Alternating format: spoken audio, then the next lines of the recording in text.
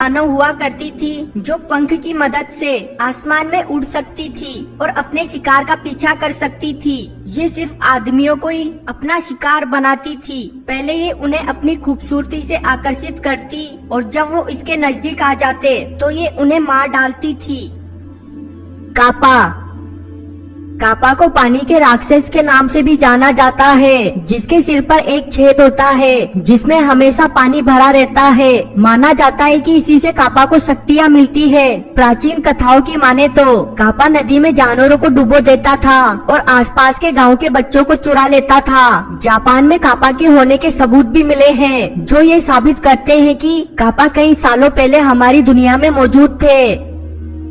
Mothman इस दानव के बारे में सबसे पहले साल 1966 में खबर न्यूज़पेपर में छपी।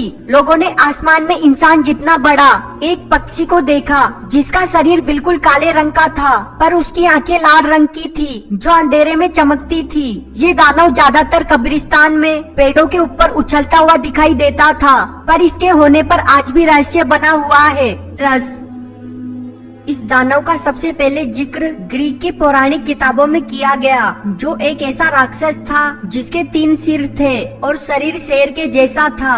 कहा जाता है कि सर्बेरस नर्क के दरवाजों की रक्षा करता था ताकि शैतान बाहर ना जा सके।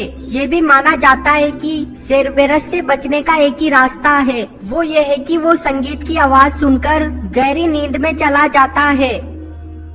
पिक्सी किसी को भी नहीं पता कि इन्हें सबसे पहले कहाँ देखा गया, लेकिन इनका जिक्र सबसे पहले इंग्लैंड में सुना गया था। ये इंसानों के लिए खतरनाक नहीं होती, लेकिन इसे यात्रियों को परेशान करने में बड़ा मजा आता है। इनका शरीर इंसानों के हाथ जितना होता है, लेकिन ये अपने शरीर को इंसानों जितना बड़ा कर सकती है। दोस्तों, आपको क्या लगता है, क्या परियां अभी भी हमारी दुनिया में मौजूद है? अपनी राय कमेंट बॉक्स में जरूर दें। लूसीफर इसे सबसे खतरनाक राक्षस माना जाता है जो फरिश्तों का सरदार हुआ करता था। लूसीफर को फरिश्तों में सबसे सुंदर माना जाता था, लेकिन उसमें अहंकार भरा होने की वजह से वो अपने आप को देवताओं के बराबर समझने लगा।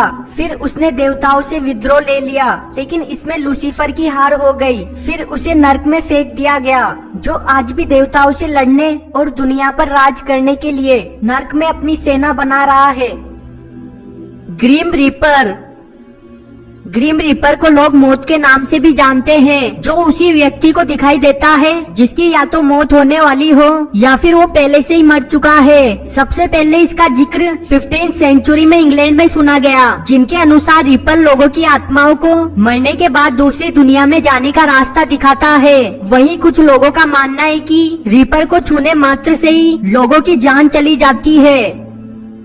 सायरन ग्रीक मैथोलॉजी के अनुसार सिरेन एक खूबसूरत लेकिन खतरनाक क्रिएचर है जो बिल्कुल जलपरियों जैसी लगती है, लेकिन ये उनसे बिल्कुल अलग होती थी, जो समुद्र में मछुआरों को अपनी सुरीली आवाज से मोहित कर लेती थी और उन्हें पानी में डुबोकर मार देती थी। कहा जाता है कि सेरिन के गाने में इतनी शक्ति होती है कि इंसान सब कुछ भूलकर सेरिन की आवाज की ओर दौड़ा चला जाता है और सेरिन का शिकार हो जाता है।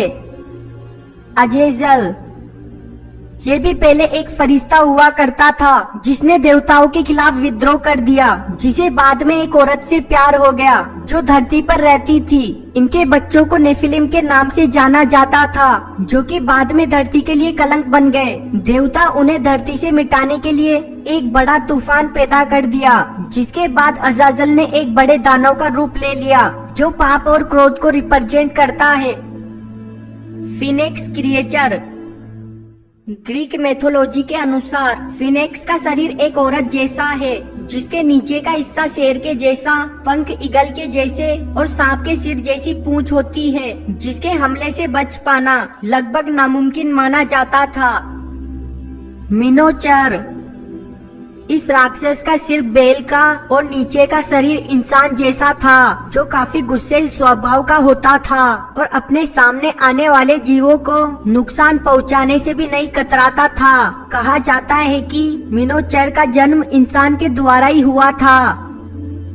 द लेसी पौराणिक किताबों की माने तो लेसी जंगल में रहने वाली एक बुरी आत्मा है जो दिखने में एक बुढ़े आदमी जैसी लगती है और जंगल से गुजरने वाले लोगों को अपना शिकार बना लेता है। लोगों के अनुसार लेसी का शरीर काफी बड़ा होता है और उनके लंबी लंबी दाढ़ी उगी होती है। लेसी अपने आप को किसी भी जीवित जानवर या फिर किसी भी पेड़ में बदल सकता है। कई लोगों का कहना है कि लेसी एक ऐसी आत्मा है जो जंगल को दुष्ट आत्माओं से बचाती है। गोब्लिन्स, कुछ लोग इसे दानव मानते हैं, वहीं कुछ लोग इसे बुरी शक्तियों से रक्षा करने वाला समझते हैं जो जंगल में पेड़ों के ऊपर रहते हैं। जब भी कोई इनके घर को काटता है तो ये उस पर गुस्सा हो जाते हैं और उसे जान से मार देते हैं। वहीं कुछ लोग इसके पेड़ के नीचे खाना रख देते हैं ताकि वो उन लोगों से खुश हो जाए और उनके घर की रक्षा हमेशा करता रहे।